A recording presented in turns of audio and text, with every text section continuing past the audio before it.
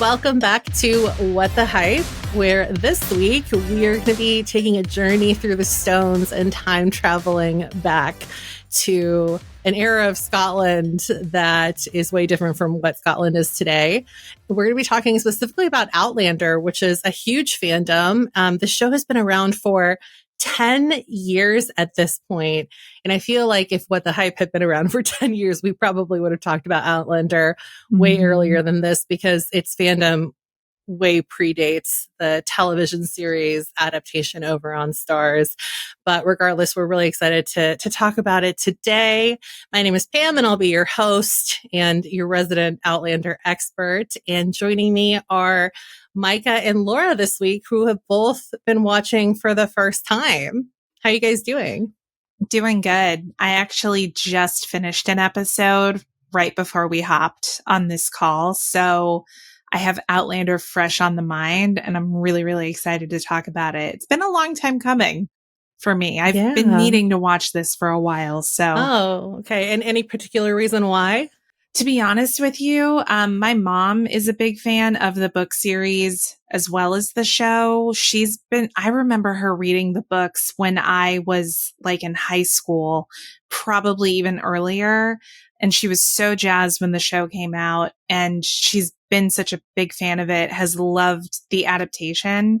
And she's kind of put a bug in my ear over the years to be like, you really should watch this or like read the books. And she was really excited to hear that I was finally sitting down to do it. So I'm killing two birds with one stone here. I'm like able to be on this episode of the show, and I can also go talk to my mom about Outlander. So it's perfect. Incredible. Well, happy to help Mama T's agenda here. Absolutely. I also, I've only read the first two books, but this is like an example of one of those books that I picked up way too young, to the point where like when I was reading the first book, I thought to myself, wow, Claire's 27. Yeah, that is old. So not anymore. I know. She's like a baby. Well, how about you, Micah? What's your history with Outlander? Well, I just thought anytime we do romantic timepieces on What the Hype, that I'm the go-to to have as a guest on the show. Right? I'm thinking back to Bridgerton as well. Yeah. But all jokes aside, I had heard about the show, but had not watched it prior to us recording today. And what actually kind of piqued my interest was a recent trip to Scotland, which I took back in late August. And several of the people that I was traveling with, they were saying that, you should check out the show, because as we would go from one location to another, inevitably you would hear references to different shows, movies. Outlander came up, Harry Potter came up. So it's fun watching these first couple of episodes to hear places that I've actually been to, or see places that I've actually been to. And I know that it's probably a little bit of a ways down the road, but I did visit the Culloden battlefield, which I'm assuming is going to take center stage at some point in this show. Yeah, you would definitely be right with that timeline. And we'll get into this as we dive into talking about the first 4 episodes specifically of Outlander for this episode. But Claire very briefly does go there before she travels back in time. And so it is kind of one of those recurring things, and as it should be, since that was a huge turning point in Scottish Highland history. So there's a little bit more, like, I think for you, because I know you joked that you're like our go-to everyman for these historical romances, but I was thinking back to what you said about Bridgerton and how you were saying you usually tend to gravitate towards things that are a little bit more like mystery based. So I was thinking about how like maybe Outlander would be a little bit more up your speed, because there is a little bit more mystery. There's a little bit more of like a time crunch element that kind of ups the ante for all the characters involved. Right. There definitely does feel like there is an element of mystery to the show. And what made me think of that was the moment when Frank is outside of the apartment and he talks about like brushing past somebody, and that person was clearly there within his vision, within his sight, but then immediately disappears. And I'm assuming we're going to find out more about that in later episodes or in later seasons. But yeah, it does have a little bit of that mysticism to it, which Scotland overall as a country has to it. Like so many of the places that you travel, especially in the Highlands, there's so much lore. And I'm interested, hopefully, to see that kind of weaved into this show. Definitely. Well, before we get too far into kind of diving deeper into some of the more specific elements of the show, we did want to give you guys a little 411 breakdown for anybody that maybe isn't super familiar with Outlander, despite how long, the books have been out or the TV show has been running. So Outlander first premiered on Starz in August 2014, and it's a television series adaptation of author Diana Gabaldon's best-selling book series of the same name. The show actually opens in 1945, and it follows Claire Randall, who is a World War II combat nurse traveling through Scotland with her husband Frank after the war is over. During their vacation there, Claire accidentally travels back in time to 1743 Scotland, where she passes through an ancient stone circle at Craignadoon. And while she's stuck in the past, Claire kind of has to use her knowledge of both past and future events to survive and keep her identity as a time traveler a secret. This kind of plays into like the mysticism element that Micah was bringing up, old school Scotland, very superstitious. So probably not a good idea for her to be touting that she's traveled back in time. But things get a little bit complicated here when she meets a young Highland warrior named Jamie Fraser, and her growing feelings for Jamie further complicate her initial desires to return home back to her own time and reunite with her husband. And the series combines a multitude of genres, including romance, historical fiction, fantasy, and adventure, which is part of the reason why it's become so popular. The thing that I find really interesting, and maybe we'll get into this a little further, maybe I'll learn more as I watch more of the show, is the show's treatment of time and time travel. Like, it feels as though time in this show isn't necessarily treated as like a linear timeline so much as like bouncing around two different periods. And I'm not as like well versed in the different theories of time travel, but there is sort of a theory of time that some people hold, which is that there's not really a past, present, and future in a linear sense, insofar as like we all tend to think about it, but that these things all kind of coexist, and they're almost like different rails on like a railway. And I really love the way that the show captures this by Claire trying to kind of work out where she is and what it means relative to her marriage to Frank. She observes to herself early on that, well, I guess Frank hasn't even been born yet, but then she still feels that tug of like betrayal and adultery for having feelings for Jamie. So I just think it's really interesting. It's almost like Claire is having to negotiate with herself where exactly she is and what, if any, like ethical repercussions exist for her doing something in 1743 Scotland and then going back to 1945 England or 1945 Scotland, I guess. There's something too about her being this great healer of sorts. And we're introduced to her very early on being this nurse that has lived through World War II. And, she was the one going off on the train to war while her husband stayed back and fulfilled whatever duties he had at home. And then she's immediately taken to, 18th century Scotland, again in the midst of war. And she's asked to kind of use her natural abilities as a nurse to heal. But as we see, some of her methods are not viewed that way because of the time in which she lands. So I am kind of curious, is there that element to her as a character? Like she's seen as kind of this healer of kind of multiple time periods almost. Yeah, she's kind of timeless in that way.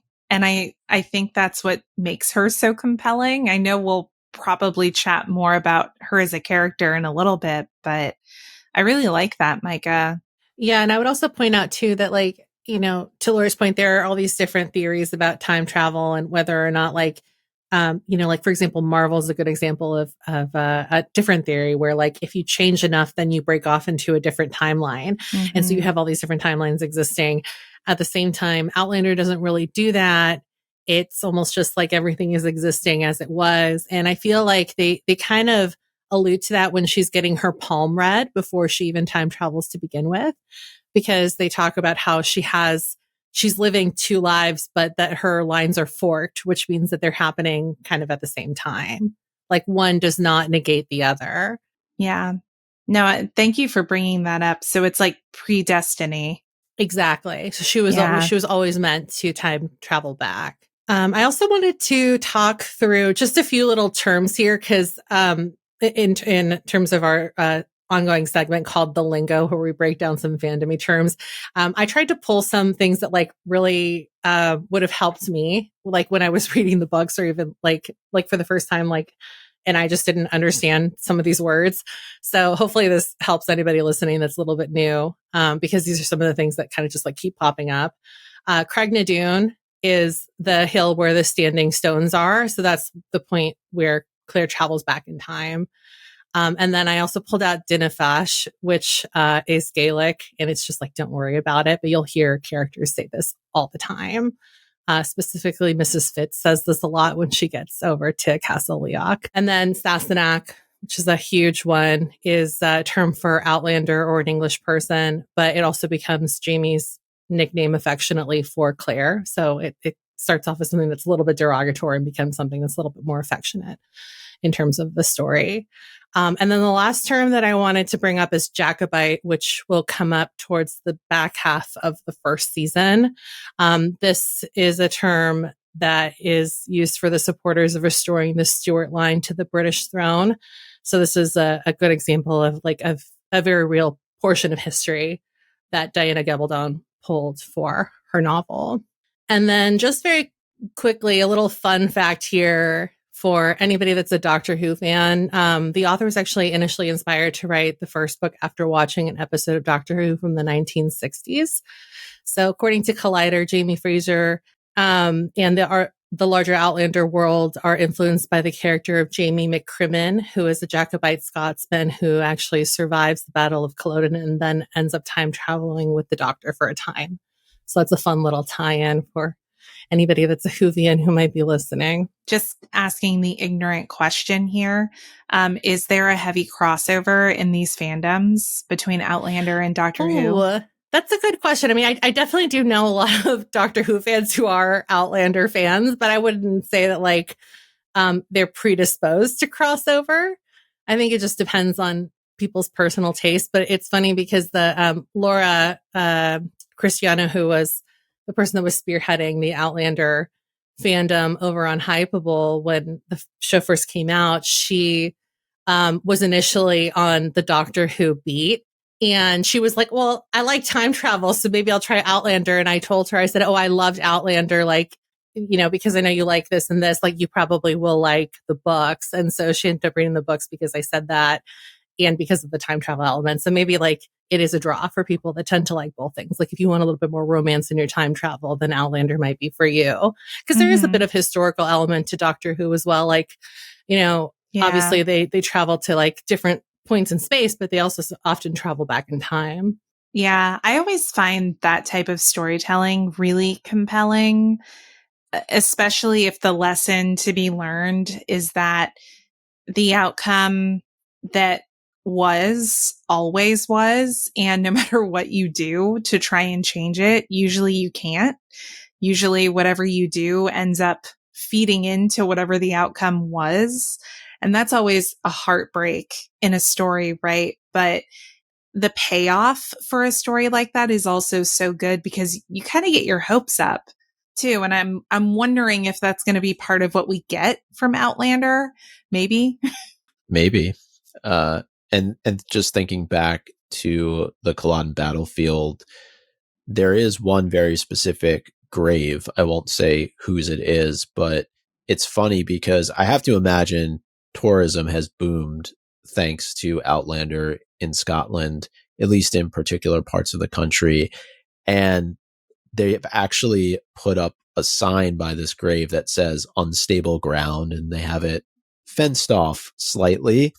And you can tell there's nothing really wrong with the ground. They just want people to stop kind of migrating over there and taking pictures next to the gravestone because, it is a battlefield after all, and there's probably lots of bodies that are buried there. So it's just about being respectful to the individuals who are there. Yeah.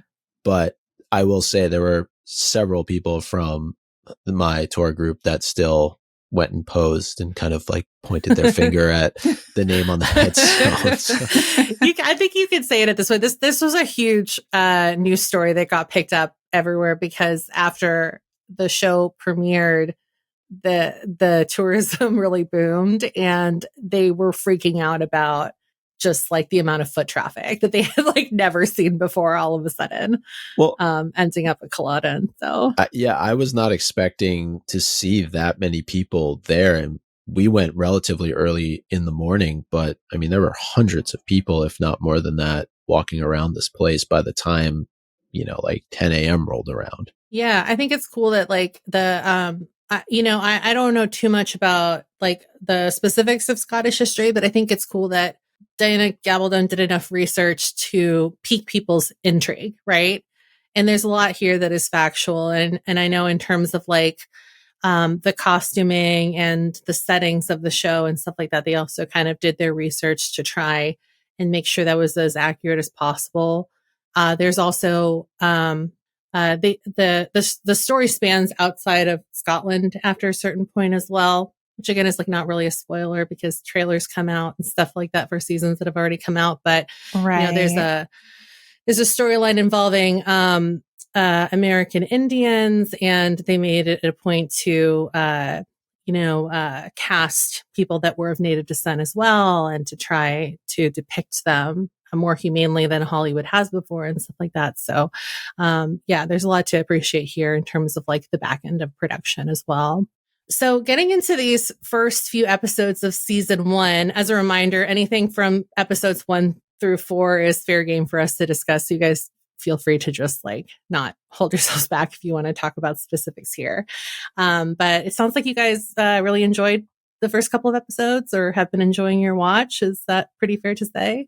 Yeah, I definitely have been. I will say, I feel like the first couple of episodes are a bit of a slow burn. I don't think that's a bad thing, but there's a lot of establishing that needs to happen in order for the rest of the story to work. So I will say like episodes 1 and 2 felt a little bit slower to me. That's not a bad thing. I just feel like it got a little more fast paced once you got through a lot of the establishing work. So I've really been enjoying the watch. Yeah, it was the same for me. I felt these first couple of episodes are a bit of a slow build, but that's to be expected, I think, with most series. I was surprised, though, just that it does have a bit of a Game of Thrones vibe to it at times in terms of some of the things that are happening. And I guess it's just emblematic of the times that they're living in. Like when you hear about what happened to Jaime's sister and you're actually seeing, the treatment that she endures at the hands of the British. And then also, in one of the more recent episodes that I watched, one of the children for stealing had his ear pegged to, was it a pole, or it was pretty graphic. And luckily Jaime came along and saved the day, thanks to an assist from Claire. But I don't know that I was anticipating seeing those things in this show. And it's clear that, that's fair game. Oh yeah, it's very graphic. Mm-hmm. It's funny because we were actually on our sister show that Laura and I host, Millennial. We were talking recently about trigger warnings on television. Never heard of it. And I'm sure you haven't.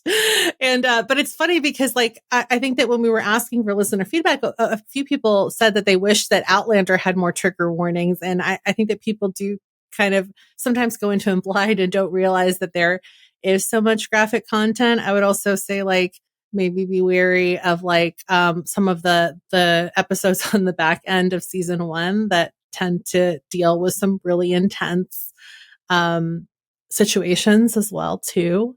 But yeah, there's a lot of like violence as well, and like especially since Claire is a battle nurse, they kind of like set that up from the get-go really well. And that those first few images of her like treating patients at war is pretty indicative of like how bloody some of the scenes can get. Good to know.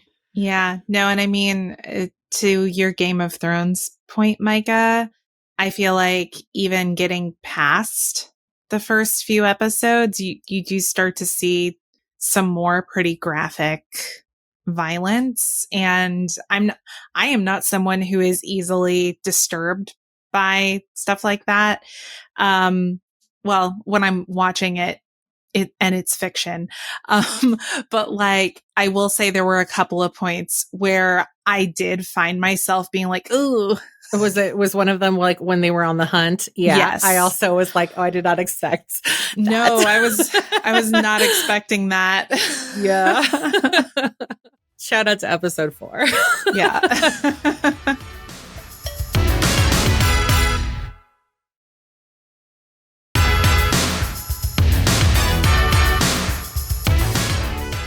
Speaking of Claire, I wanted to also ask you all how you feel about her as a character, because the story really is told almost exclusively through her perspective, especially because we get all of this narration that gives us extra content as well.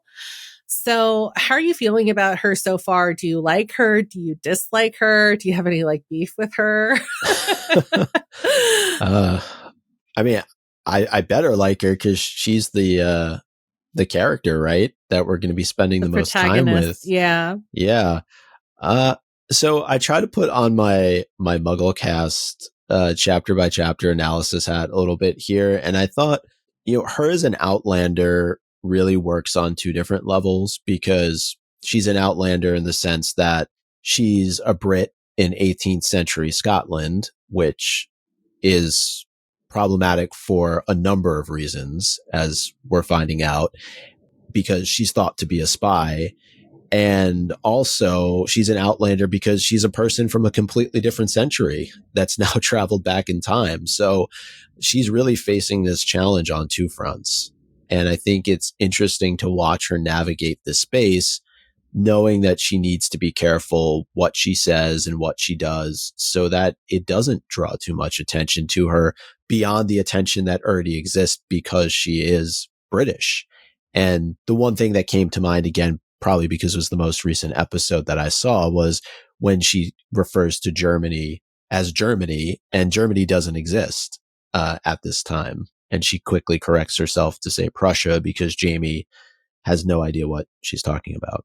Yeah, I think about like her correcting herself quite a few times, and whenever that happens, I just think like I would never survive. Like they would have already like burned me for being a witch or something, because she's like so knowledgeable about history because of her upbringing. She's raised by this uncle she has who's an archaeologist, and it's very not of the time for her to be like a young girl traveling around with like mostly men learning about history. But then she also has like the duality of like the science study and stuff. And she's almost like predisposed to be well equipped for somebody who accidentally travels back in time.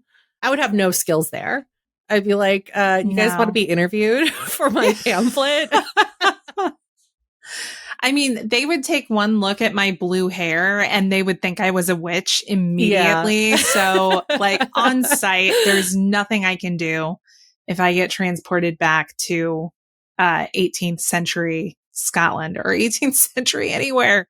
Yeah, I find Claire to be such an interesting character because I feel like she has been positioned to be a woman ahead of her time, insofar as a woman who has had a lot of exposure and influence in spaces that are typically male dominated. And I think that's what really sets her up to be able to survive when she travels back in time. And people don't really know what to do with her. They're kind of flummoxed by her because she's probably from their perspective behaving like a man. And I think that's what saves her ultimately. Right. Yeah, she's very assertive right from the get-go. Like, she's captured by these Highlanders, and instead of just like staying quiet, she sees somebody that's hurt. She's like, I'm a healer, move out of the way, because if you don't, this person's going to die. And it takes a lot of bravery to do that. Yeah. When you're in a strange place. She does it too when she challenges the father, when she's dealing with the quote unquote possessed child. And I think her moments of strength are also important for other characters. And in particular in that moment with Glenna too, because she basically follows Claire and tells the father, look, this is my house, or this is my sister's house. We do what we want here. So I don't know if Claire hadn't behaved in the way that she did, that Glenna would have followed suit in that way. Yeah, that's a really good point. So Glenna is Mrs. Fitz. She's kind of like the head housekeeper, I guess you would say, of the She's Castle like Mrs. Leoc. Patmore, if people have seen That's Downton a Abbey. Great correlation. Yeah, she's really like running the show everywhere over at the castle. And I think by the time we get to that point that you're talking about, Micah, Claire's really proved herself to her, and because she's seen the good that she's done, she probably feels brave enough as a result of that, and also seeing how brave Claire is to speak up to the father. So that's a great point. And I'm glad you brought up Mrs. Fitz, because, Claire aside, this world is so rich with characters that are really fully fleshed out, even from the get-go. It's almost kind of like going back to the Game of Thrones correlation. It's almost kind of hard to keep up with everybody that you meet, even in the context of these first 4 episodes. So I wanted to know, with that in mind, if you guys already have some favorites or people that are standing out, either because you particularly are enjoying watching them on screen, or because you're curious about whether or not they're going to play a larger role going forward. Well, Mrs. Fitz definitely has that motherly, grandmotherly vibe to her, but I just love the fact that she seems like a person that doesn't take shit from anybody. And I'm going to really enjoy watching that. She seems like somebody who's going to be an ally of Claire's moving forward. And I'm curious to see how that manifests, especially knowing what Claire's ultimate goal is, at least right now. And then there were a few other characters that kind of piqued my interest. Graham McTavish, he seems like your typical tough love family member, but is it controversial to say that he also seems to have Claire's best interest in mind? So this is actually Dougal, but Graham McTavish is the actor's name, and it sounds like it would, yeah. But I understand why you said that, because they introduced Jamie as Mr. McTavish in the beginning. Yeah, that and makes it's because sense. he's a wanted man, so we actually don't find out Jamie's real name for a while. And yeah, Graham McTavish also kind of sounds like a very Scottish name. So yeah. Dougal is the war chief, right? He's like Uncle the second hand. Yeah, exactly. All right. So yeah, so you were saying you can leave it in, it's fine. Yeah. But he seems like he knows more than he's letting on. And I'm sure that's probably true of a lot of characters in this early first season of the show. But he does seem like sort of a protector in an indirect kind of way, because the way that it comes across is like he's controlling her, and he's telling her when she can go and do this, or when she can go and do that, or she can come into town with him. But I'm wondering if he's doing it for reasons we don't know yet. Yeah. He's an interesting one for sure, because he obviously, he's seen some shit as a war chief, but he also, and he's right to be suspicious because he's a protector.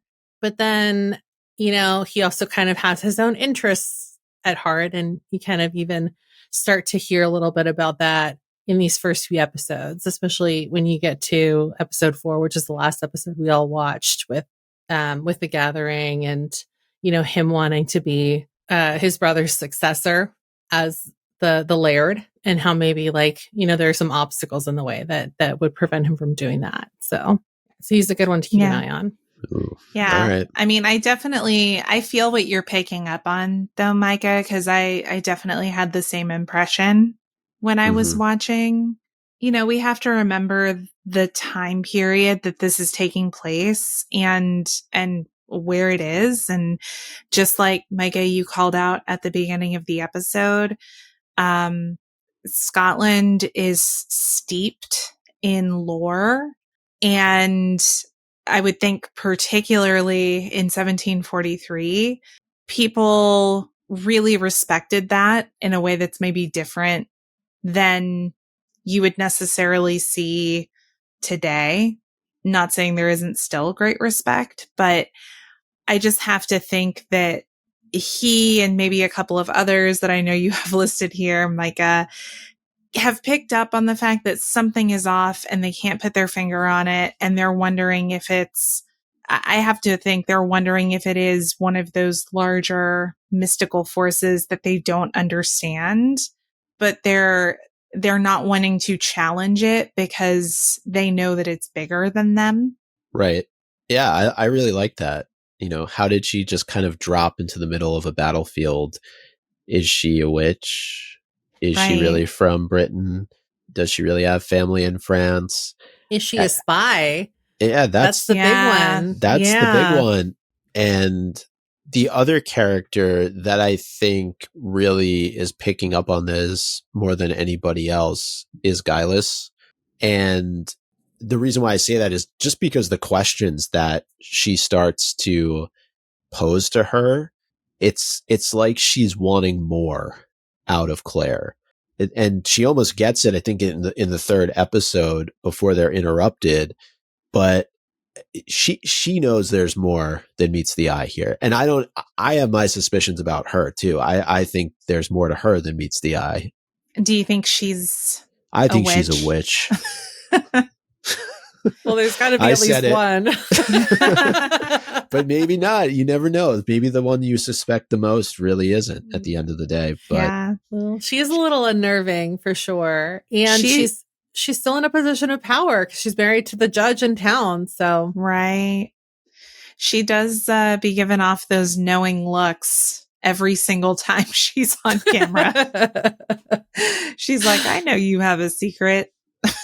Yeah. Right. But how does she know that? Why does she know that? Maybe she's a time traveler too. Maybe she's been to the stones as well.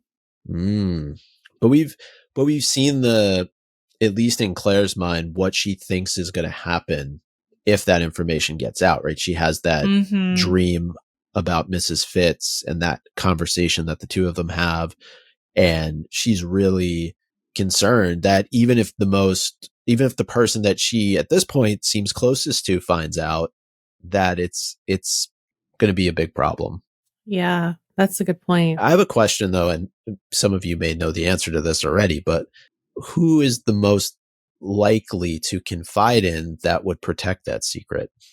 Do you think at this point? At this point? 4 episodes. Yeah, I don't know if I can pick that early. I would say it's actually Jamie because for all of his, he's just like so kind of like open-minded. And I think you see that when they go to the like the ruins that are supposedly cursed. Like he doesn't even question the fact that she slips up and says Germany instead of Prussia. And he talks to her about how, he grew up educated and he had a tutor, but he's also Scottish. And so he believes in the superstition. And I just kind of feel like out of everybody that she's met so far, and this is probably why she gravitates so much towards him, has been the kindest to her and has been the one that has believed her the most. I feel like he's also the one who leads with the least suspicion. Everyone else is super suspicious of Claire, and he has kind of like a blank slate approach towards her. Like he's not coming towards her really making assumptions the way a lot of others are. He also like tells her stuff about himself too, even though he knows that like she could sell him out at any moment in time because he is wanted. There's a price on his head. So Right. there's like a lot of building blocks there that are really kind of forming even from the beginning between those That's two. where I was going to go. Was he is a bit of a Outlander himself Yeah. because of his set of circumstances, like you're saying, Pam, with this kind of price tag being on his head and being in trouble with the law. So maybe they're two peas in a pod. Well, Laura, I really want to get to your point here in our character discussion because it's a big one for sure. Yeah. So I am really enjoying the duality and the contrast between the characters of Frank Russell and Jack Russell. So what I love about this is during the establishing work in the first episode, it's made very clear that part of what they're in Scotland doing on their second honeymoon, Frank and Claire, is Frank is researching this ancestor he had who he knew was a captain in the British Army. And Claire encounters that ancestor named Jack Russell, also called Black Jack Russell. And it's like a 180 from the person that she knows to be her husband. But what's really confusing about it is Tobias Menzies plays both characters. Yeah, was that a jump scare for you all? Because I thought that was so well done. Yeah, honestly, I was like, wait, what? So I knew I had a little bit of background on the story just from my mom telling me about it. And so like, I knew that her present day husband had an ancestor in the past. And I think that I made the assumption that Claire got involved with the ancestor. And so when he presented, well, she almost did. Well, yeah. Well, he tried to anyway, but like, when he first like presented himself, I was like, oh wow, they're just ripping the Band-Aid right off on this. And then he literally tries to like assault her and has her at knife point, sword point. And I'm like, oh shoot, no, this guy's a huge douche. And so she's having to confront this like horrible abuse and attempted assault from someone who looks exactly like her husband. And I am so interested to see how this plays out because the show bounces back and forth between 1945 and 1743. So you're getting to see Tobias Menzies as Frank in 1945. And thus far, he seems lovely. And then you get to see Jack Russell. And first of all, it's just really impressive work on the actor's part because he kills it. They are two totally different characters. And I was just so impressed by that. But I'm really interested to see how this is going to play out because I just have to think it's going to be hard for Claire to ever look at Frank the same way again. And and he's not only tied to Claire, but he's also tied to Jamie. So yeah, it's a lot. Yeah. It's funny you say, looking the same way at a particular person. And this particular actor also played Edmure Tully in Game of Thrones. So I don't like when I do this, but there's this natural tendency when an actor establishes a character and then you see them again in another role, you make associations. And Edmure Tully, without going too much into his character, is pretty much a douchebag in Game of Thrones. He's, just not a great brother to Catelyn Stark. And I won't go into it, but I don't know. I don't have loyalty to Team Frank right now. I feel like I'm more on Team Jamie. And maybe Frank can win me over in some upcoming episodes. Yeah. He, unfortunately for Tobias Menzies, who is just like the nicest human, he has a very punchable face when he is these he really does. Maybe that's what actors. It is. Yeah. But I think that usually that is what ends up happening is like the nicest people play the meanest characters. Like case in point, you have Tom Felton and he plays Draco Malfoy and he's a peach. So yeah. And he goes, we won't go past the 4th episode, but it gets dark and the yeah. depths of And like, you're only on episode 7. yeah, like and he's the big bad. The sadism is just like yeah. unreal. Like he's just done a phenomenal job, because you'll see that, and then a couple minutes later you'll see like a flash forward to 1945 and these like lovely interactions that Claire is having with Frank, who is the same actor who like 2 seconds before was abusing people horribly. It's just really well done. I love the contrast. Yeah, it's so tragic too, because when she sees him, first of all, she thinks like that she's like saved. And then the first thing he does is attack her, and that's like, it's like, a bucket of ice water over the head. Yeah. So it's a trip for sure. But I'm really glad you brought that up, because that's it's a huge point to just keep in mind. So, of course, we cannot end this episode without talking about Claire and Jamie. And I know we're still kind of early on in the season for the both of you, but I wanted to know how you're feeling about this growing relationship between these two, because they're, our main leads going forward. Like, do you feel like they're well matched? Do you find yourselves rooting for them? Do you want to see more of them on screen together? Are you feeling conflicted because of Frank and how nice he is in the 1940s? Well, clearly I'm not. Yeah, I know. You're like, fuck Frank. Again, like going back to the conversation we were having earlier about her being a nurse, a savior, like one of the first things she does is treat Jamie, right? Yeah. And that's probably not by accident. I'm good with it. Like, it's starting to build. It's starting to go somewhere. In the episode I'm in, there's not much to write home about just yet, but you can tell that there's definitely strong feelings there beneath the surface. Yeah. The thing is, I'm not rooting against them, but I don't know if I'm rooting for them either. I really think the concept and the way they're telling the story is so interesting, because if something so freakish happened to you that you got transported back 200 years in time and there was no clear exit strategy for you, what would you do? Would you try to move on with your life?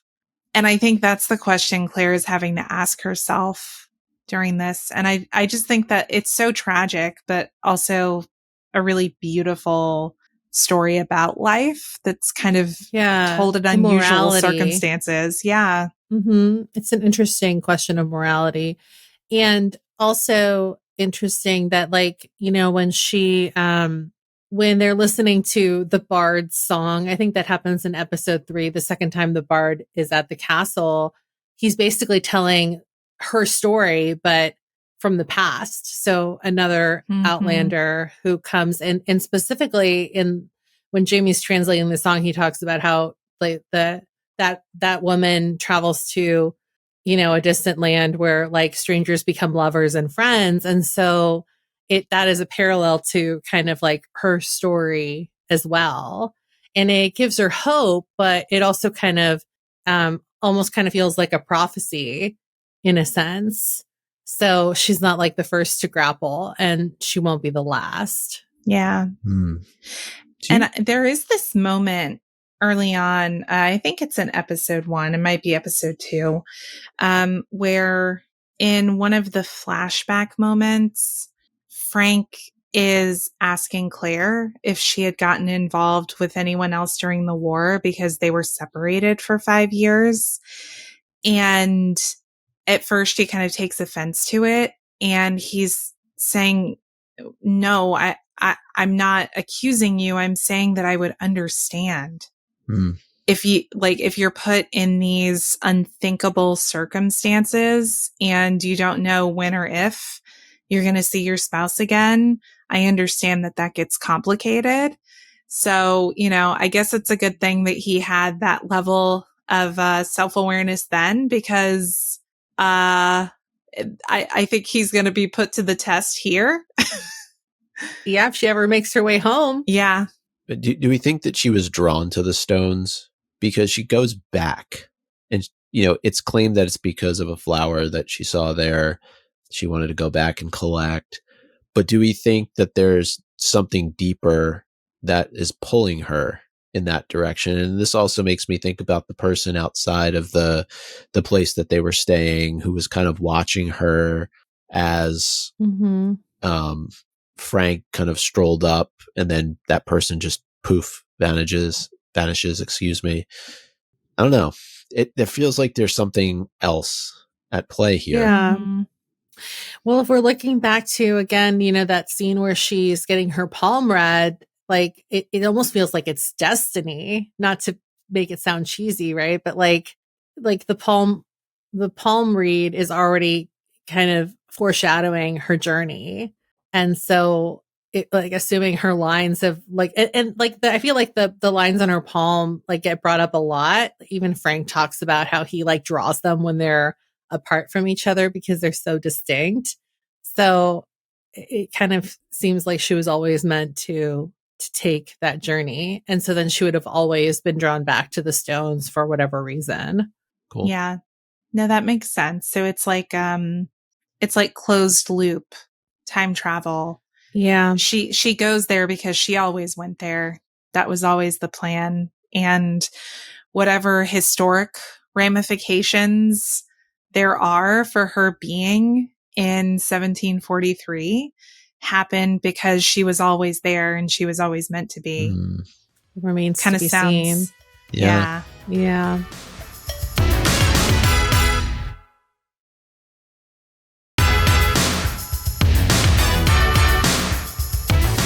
Well, before we fully wrap up, I wanted to make sure we had some time to air any grievances. Was there anything about the show that you all didn't particularly care for one reason or another, or anything that, might have turned you off a little bit? I will say, and this is just personal preference, I am not a huge fan of voiceovers, especially a lot of voiceovers. And the first couple of episodes have a lot of voiceovers in them. That might even be what contributed to me feeling like they were a little slower. It does feel like, while there are still voiceovers after the first 4 episodes, it does feel like they become less frequent because things have been established. Yeah. I always forget how heavy the voiceovers are until I start rewatching the show for whatever reason. So obviously I rewatched to prepare for this. And you're right, it is really heavy. It's almost like a laugh track, but not, for like sitcoms, the first episode is always really laugh track heavy because I think the audience can't figure it out. For this, I kind of understand because they're trying to get through a lot of information that you're going to need. But it is still like, for me, sometimes like I will tell people like I've been trying to get my brother to watch because it's like right up his alley. And and he just like can't get past the first episode. So I always tell him like, I will like recap the first half and just like get to the part where she goes to Scotland. That's like really what you want to see, Yeah. Cause then it gets exciting, cause you're in a new place. But yeah, the building blocks are really, you kind of have to put in the work a little bit. So I feel But once you get past that, it moves at a really decent clip, I think. How about for you, Micah? Well, to go off of what Laura was saying, I mean, I always have to watch most shows with subtitles anyway. And I think there being some Gaelic that's spoken, and then just trying to, there are also some heavy Scottish accents. So just being able to understand what's being said, or different names. Clearly, I have Uncle Graham instead of Uncle Dougal, so that just goes to show you. But jokes aside, no, I mean, I don't have any grievances at this point. I don't have anything that really bothers me all that much. I'm very early days in this show, so I think maybe once I get through the first season, or a little bit more than that, I'll have a few things. But the one question I did have, though, before we kind of all wrapped up, was for Claire, regardless of the fact that she has traveled back in time, it does seem that despite some of the personalities that she's encountered, she has landed in somewhat of a safe space, like somewhat of a familial setting. I'm curious if you both feel that way too. Like it, even though there's danger, she doesn't feel like she's in danger, and that might change in a couple of episodes. But I'm just saying the people that she's with right now, they have a feeling of safety to them. Yeah, I think she gets really lucky, honestly, with like where she lands. And I mean, she's not like, obviously she's a little mad about the fact that she's technically a prisoner still, but I think that she knows that it could be worse. Yeah. How about you, Laura? How are you feeling about that? Honestly, I'm in agreement with you on that. I like recognize that on the one hand, I'm not that far in, but I also don't want to potentially spoil anything. But I definitely think that she landed in the best possible place that she could. Yeah. I think that's my answer. And figuratively. Yeah. Like obviously, like there are some characters that are rougher around the edges. Dougal is very like dubious of her, right? But then, you have Angus and Rupert who are like her designated bodyguards, and they're kind of like Tweedledee and Tweedledum. And for as like rough and scraggly as they are, they're just kind of like they're fun characters, because they have a lot of character. And they play off each other well, and she plays off of them really well. So it definitely could be way worse. True. Cool. Yeah. She does a good job of pretty early on trying to blend in as best she can and kind of ingratiate herself towards members of the community. And I think that helps a lot. Yeah. As soon as she realizes that, like, she's like, oh shit, I'm actually in the past. She's like, okay, well, like, how am I going to survive here? So she's not really like a damsel in distress character. She's a proactive character for sure.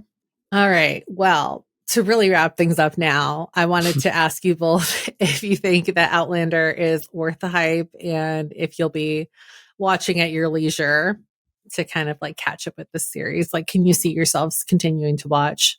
Yeah, definitely. Yeah. Let's do a part 2. Yeah. Yes. I actually wanted to ask you, Pam, because isn't a new season coming soon? It is. A new season is coming out at the end of next month. I don't expect you all to be caught up with the entire series until then, but how many seasons I would love to now? do. I believe we're on 7. So it's the second part of season 7. And then next year will be the final season of Claire and Jamie's story. The Outlander universe has really kind of expanded beyond them in terms of like the books. So we like fans have been really lucky to be able to spend, 8 seasons. Yeah. Or to have spent 8 seasons with them by the time like their story concludes. But yeah. That's cool. Well, I think we can probably be caught up by next year. Yeah. That's probably a more reasonable ask. 2 It months. would be kind of a tall order. Yeah, no, I totally get it. But hey, if you guys want to see like more Outlander content, maybe we can do a bonus episode for our YouTube channel. We love when you guys join us over there. So let us know if you want, like to hear about what Laura and Micah think when they're a little bit further in. I would love to join you both for that if you're interested. Yeah, for sure. Yeah.